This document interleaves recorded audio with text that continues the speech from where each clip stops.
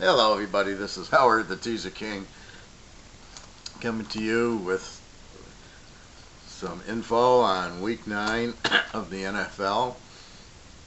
Last week, 6-1.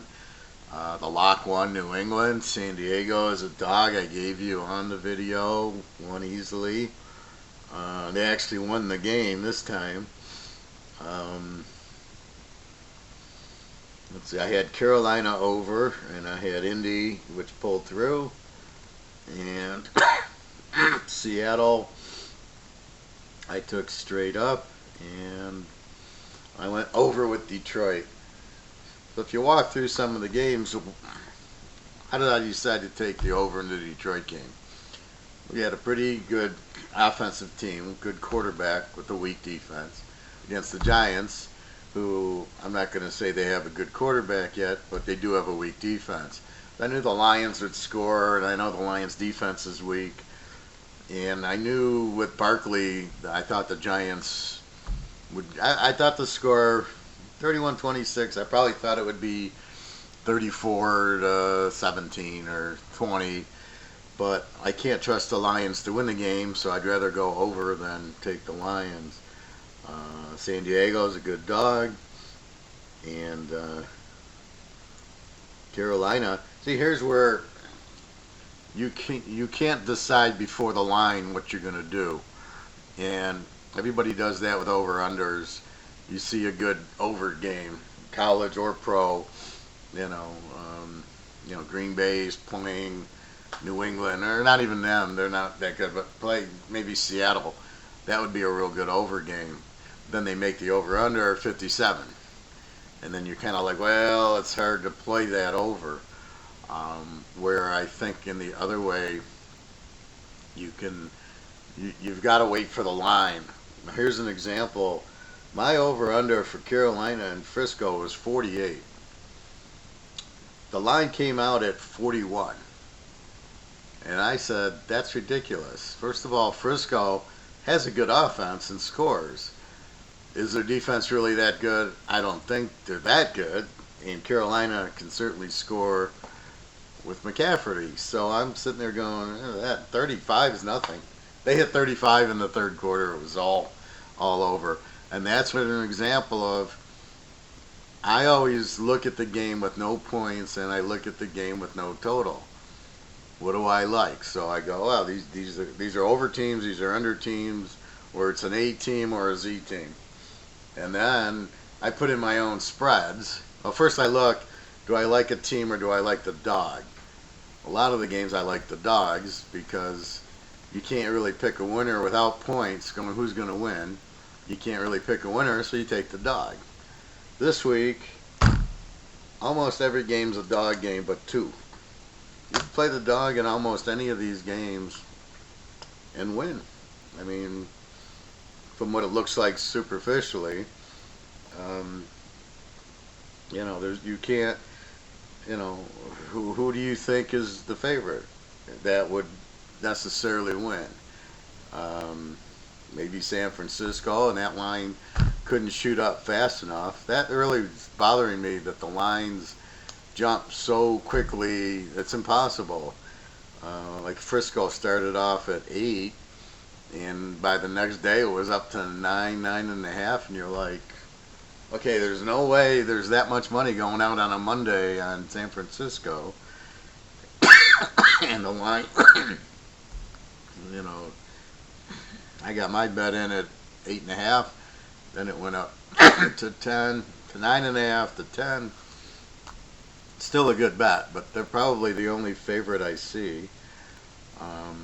Minnesota KC, I can't get a spread on, and then there's a couple other. Cleveland Denver, I think I finally got a spread. I was waiting for that one. I really hate when you see the games even because you can't do anything. You need a teaser. You need a 1.5 at least to go 7.5 on them. So anyway. So, big week last week in the pros, big week this week in the pros. I've got a pro lock going this week, and three or four strong plays also. So there's good 4 or 5 strong plays. I really hate these London games because you can't. How do you bet them? You don't know what's going on in London. Are they, time change, the travel, they're all screwed up. I don't know, for a league that makes so much money and they're, oh, we need money, they cry poor. Let's go to London and we'll make money. And I'm like, it's like Thursday night. It's retarded to have Thursday night games. Okay, Thanksgiving, I get it. But outside of that, it should not be Thursday night games. First of all, you're not going to watch it. It's too much, right? You're going to watch Thursday, then there's Friday college, and then Saturday college, and Sunday college, and Monday night. Thursday night really is not, it's too much. It's like eating steak every night. You can't. Like, no, I can't do it. All right, so I rambled. So let's get to a game. All right, well, I'm going to go with the big game. I'm going to go, let's go New England and Baltimore. New England laying 3.5, over under 44.5. Let me just make sure that line's still good. New England 3.5. Oh, there's a couple of threes, so that's good. You can get New England +3. Baltimore 45. So 44.5, 45. So when you look at the numbers. So New England this year is 8-0 against the number, 4-0 on the road, 1-3 against as a road favorite. Baltimore hasn't been a dog, but they're only 1-2 at home, with a humiliating loss to crappy Cleveland, 3-0 against. So at home, Baltimore is 3-0 against as a favorite. So they're a better team and they're not winning. What are they going to do against New England? Then we'll go to 18-19. And in 18-19, see, now New England's 8-5. They had a bad streak where they weren't a good road favorite. I think it was last year. Baltimore, not a home dog. Baltimore's a good road dog, but not necessarily. They used to be a great home favorite, and then I don't know what happened to them. And now they're 8-4 as a home favorite, but you're really not going to get a trend on Baltimore as a home dog. They're not a home dog. Go back to 17. They're 0-1 as a home dog. 1-0 obviously against, but they're only 29-11 against the number, 73%. So they're not very strong. So if we go 18, let's go 18. Lamar Jackson, 18-6. Good road dog, 6-0 at home, 8-4, 9-3 go against as the home favorite, but 18-6 in a teaser. New England in that time is 22-5 in a teaser, 8-5 as a road favorite. So if we just go off the numbers, let's go back to 17 for New England. 15-7 as a road favorite, 36-10 overall. And Baltimore's 29-11. They're not much in a teaser. 12-7 as a home favorite, and they're just not there. Let's go back to 2013. So 2013, why do I go back to 2013? Baltimore's 5-3 as a home dog, bet on or against. New England 34-15 as a road favorite.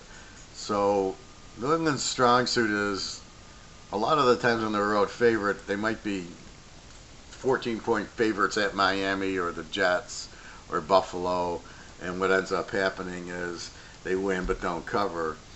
If you looked at them straight up, I'm sure they're much stronger just to win the game.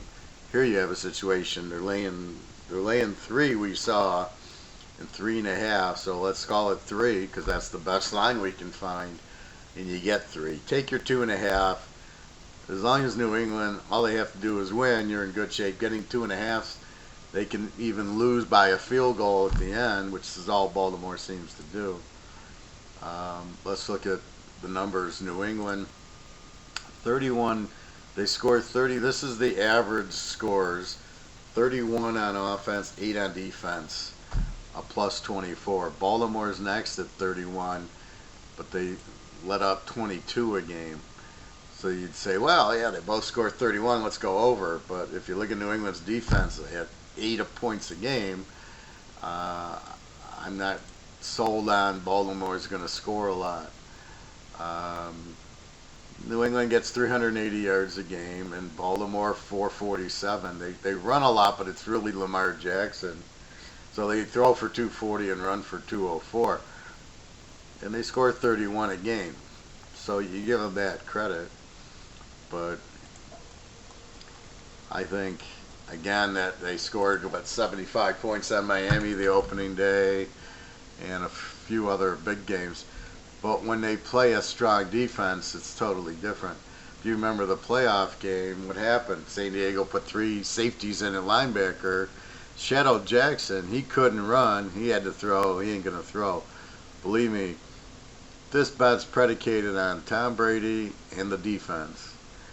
Brady will do enough to win. The defense will shut down Jackson, force Jackson to throw, which he can't do.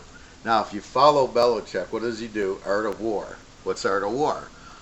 Find the strengths, find the weaknesses of both teams, his and theirs, and you try to put your strength against their strength, and you try to cut down their strength.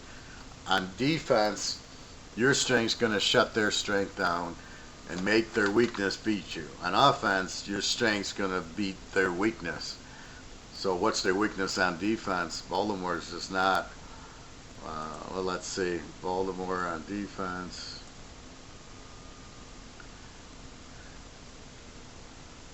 Let's see. They give up 350 yards a game. They give up 265 passing. So they're not really good against the pass. In contrast, all right, they give up 84 running. New England gives up 85 running, but New England only gives up 148 passing. Baltimore gives up 265, and by the way, you got Tom Brady. So on offense, New England, what do? They throw for 287 and run for 96. Baltimore throws for 243 and runs for 204. They're not going to run for 204 here, but New England's strength is 287 in the air. So you look for that, where New England should be able to pass pretty well on them. Baltimore, I can't figure out why they're not playing the Penn State guy, Trace McSorley. He's a much better quarterback than Lamar Jackson. I don't get what they see in Lamar Jackson. Running quarterbacks are not for the NFL. A, they're going to get hurt. B, they can't really throw the ball. So I don't really, he goes back to pass, and it looks pretty like, ooh, he avoided a guy. He ran for 10 yards or 20 yards. At the end of the day, you don't win with that. It's not, it gets you yards, but as you get to the 30, let's say, now the other team's keying on you, and now you need to throw the ball. You can't, if you have a good running back, that'll be okay. But if you're going to have the quarterback be the runner and they get to the 20-yard line, he's not going to do anything because now they can key on him. And the receivers run out of room. Now what's he going to do? He can't throw, and he can't really run in because everybody's watching him. He can run at midfield when they're actually playing run defense. So this is what I don't like about the running quarterbacks, and I see them all over, and none of them win. Josh Allen, this Darnold, they all want to go back, not even worry about looking for the receiver and just see a little gap and run, and they think that's good, and you're pissing off the receivers. Anyway, my point here is I don't think Baltimore's that strong. The loss against Cleveland just was terrible. They ran Chubb down their throat, and the turnovers. I think New England gets at least 4 interceptions in this game. New England will stop Jackson, game plan to spy him, make him beat him with the pass because that's his weakness, take away the run, which is his strength. Brady will light up their defense. They can run the ball. New England's balanced. better coach, better quarterback, better defense. All three check mark New England. What I really like about this game, they're laying 3.5, so you get 2.5 or 3, which is you're getting New England with points. And who's better than them?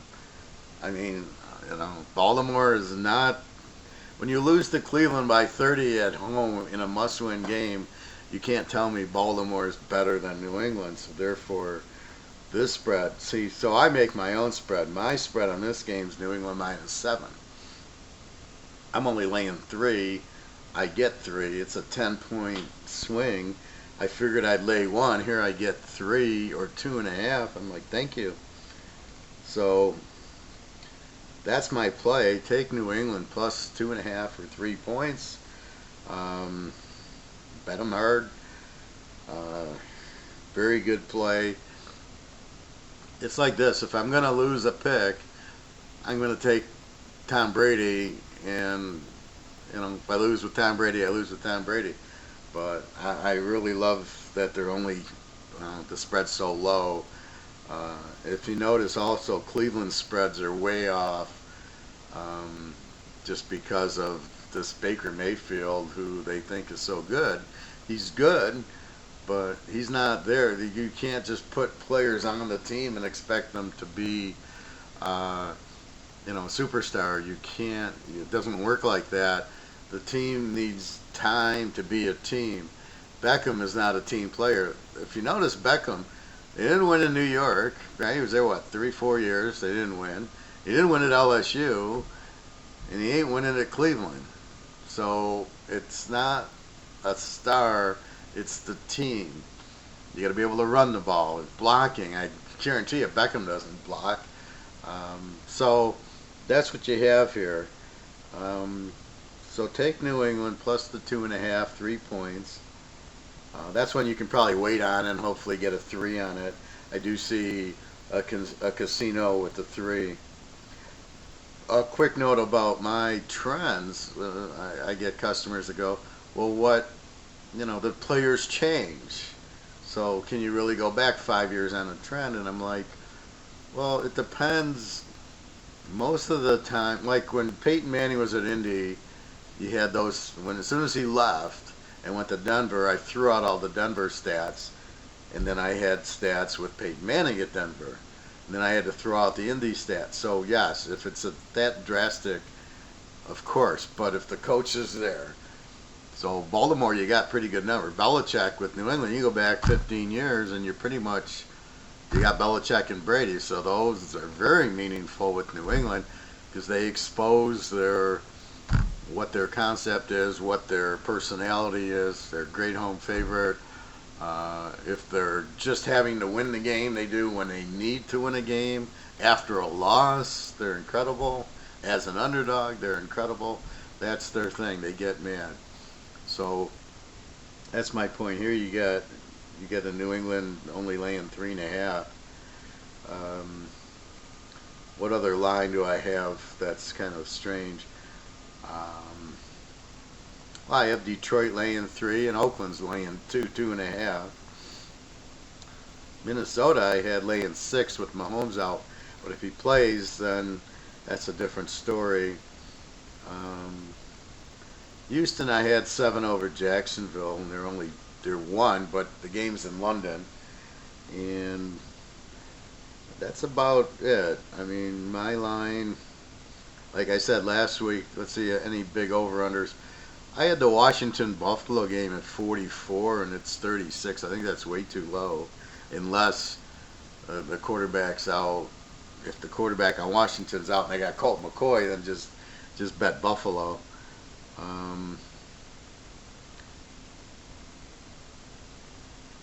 I had Seattle 47. It's 52.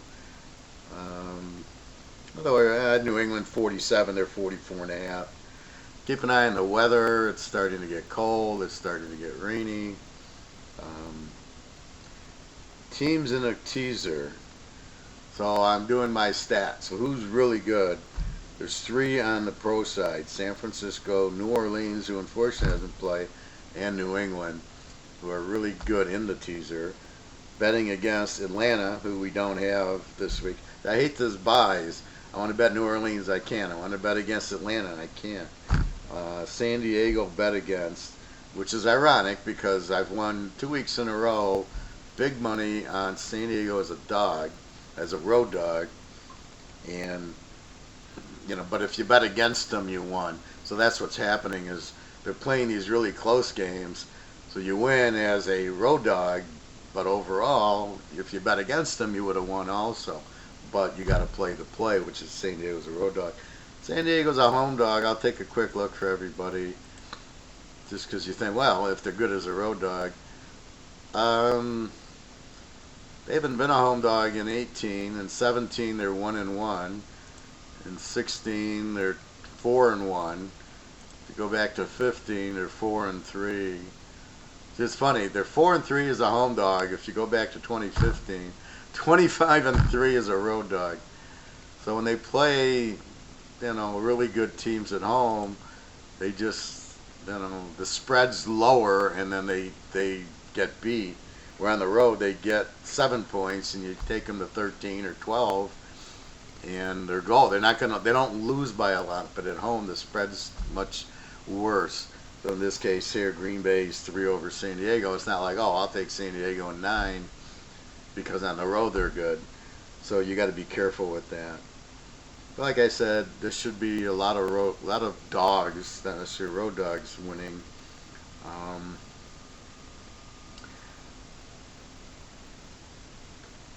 I don't know. Look for Miami to play the Jets really good. I'll tell you that. I mean, that's a dog series. Miami's starting to play with Fitzpatrick, and the Jets, who are they going to beat by? I got 5 here, 11. Who are they going to beat by 11? They couldn't beat a good college team by 11. I'd take LSU over them, Ohio State easily over them. So I mean, that's what you have is you get 11 at home with Miami in a series that the dog is 10-0. So just food for thought if you wanted to bet on Miami. I'd rather bet New England, but Miami's out there. All right, everybody. Well, have a great week. www.teaserking.com. I've got one pro lock out there, about 6 or 7 strong college games, and I got another 4 or 5 strong pro games without the lock. So it's a good week. You make some good money with me this week. And again, www.teaserking.com. Have a great weekend, everybody. I hope happy Halloween, and I hope you make a lot of money this week.